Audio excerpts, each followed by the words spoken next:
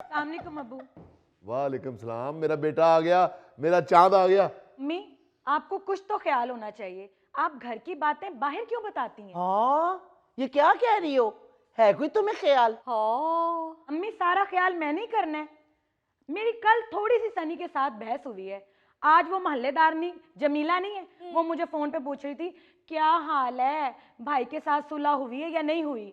आप सारी स्टोरी उसे सुनाई है जाके। अच्छा, उसने कहा और तुम समझ गई कि ये बातें मैंने की हैं उससे। मैं नहीं समझी। वो मुझे बता रही थी कि कल तुम्हारी सास गली में से गुजरी हैं। वो मुझे बता रही थी कि मेरे बेटे की और बहू की कल बहुत लड़ाई हुई है। हाँ, हाय, मैंने क्यों बताना था? वो तो मुझसे पूछ रही थी कि आपके घर से जोर जोर से झगड़ने की आवाज आ रही थी। अम्मी ड्रामा कर रही हैं वो जमीला बाजी। उन तक कैसे हमारी आवाज पहुंच गई? ये पिंकी ने अभी मुझे पहली बात दुआई दी है तो मैंने अपने कमरे का दरवाजा बंद कर लिया।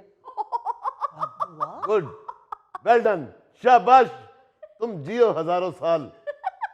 मुझसे ये बेटा शुरू में गलती होती थी, मैं दरवाजा बंद नहीं करता था।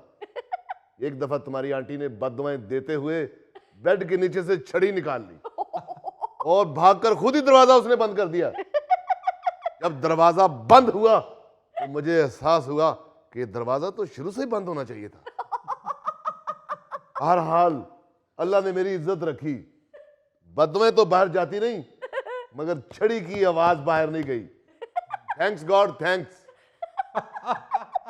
यानी कि वही माँ की तरबियत बेटी भी अब बद्दुआएं देती है मेरे बेटे को। और दुरानी, खुदा के वास्ते किसी वक्त तो सीरियस हो जाया करो। हाँ हाँ, ये तो बड़ी शर्मिंदगी वाली बात है कि घर के किस्से मोहल्ले में घूमते फिरे। हाँ जी सर। फरीद भाई, झूठ बोल रही है ये लड़की। मैंने कोई बात नहीं की। भाभी, आपने क्या बात कर दी है सबिहा से? भाई मैं मर गई, क्या हुआ बेटा? अम्मी, मेरी क्लास फेलो नहीं थी सबिहा, उसने मुझे कॉल करके बताया कि तुम्हारी भाभी कह रही थी कि मैं ससुराल से लड़के मेके आई हुई हूँ। लो, मुझे क्या जरूरत है तुम्हारी सहेली से बात करने की? मेरी तरफ से जितनी देर मर्जी यहाँ पे आके रहो।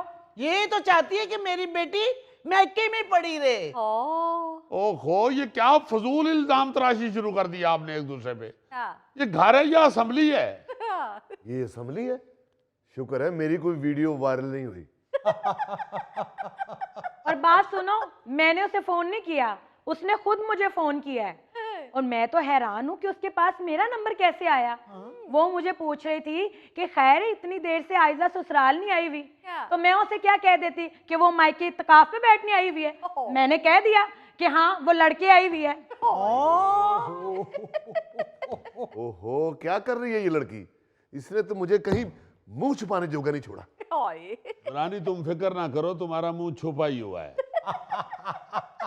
बात तो ये है कि आप खुद अपनी जिंदगी होश से गुजारें। बिल्कुल कुद्दूस साहब, आप बिल्कुल ठीक बात कर रहे हैं। भाई आजकल ये एक बहुत बुरी आदत हो गई है लोगों की कि वो एक दूसरे की टोह लेते हैं, कुरेदने की कोशिश करते हैं। लोगों को मोहतात रहना चाहिए। भाई आप लोग भी मोहतात रहें और कोशिश करें कि अपने घर की बात किसी के सामने हरगिज ना करें। बिल्कुल सही। आप सोशल मीडिया पे नहीं देखते घरेलू झगड़े, घरेलू मसाइल, घरेलू एक्टिविटीज फौरन वायरल हो जाती हैं। हाँ। भाई लोग अब एक दूसरे के घरों में घुसना चाहते हैं। फरीद, सारी जिंदगी मैंने ये असूल अपनाए रखा है।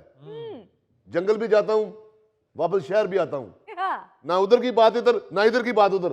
वाह, यकीन करें, आप यकीन करें, यकीन आपको करना पड़ेगा क्योंकि आप पढ़े लिखे लोग हैं। कर लिया कर लिया। बंदरिया और बंदर की मेरे सामने लड़ाई हुई है। इनसे पूछे, मैंने बताया इनको आगे किसी को? नहीं बताया।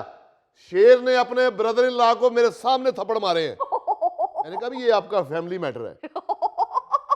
और यकीन करें, एक दफा जिराफे, दो जिराफे एक दूसरे को गर्दने मार रहे हैं। मैंने कहा मैं तुम्हारी बात में नहीं बोलूंगा क्योंकि तुम्हारी लड़ाई ऊपर वाली सतह पे है। रानी साहब कामयाब इंसान है आप। इसी तरह मैंने शहर की बात जंगल में भी नहीं बताई। हालांकि शहर में 100 बातें हो जाती हैं।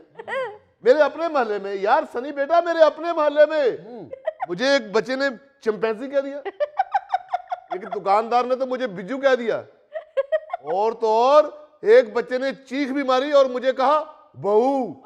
मैंने कहा औ। और यकीन करें, मैं जंगल में जाता हूँ, ये सारे मुझे वहां मिलते हैं, चिंपैंजी, बिज्जू, बहू। मैंने वहां किसी को नहीं बताया कि आपकी बात शहर में हो रही थी। मैं क्यों बताऊं? मुझे अपने 100 काम है।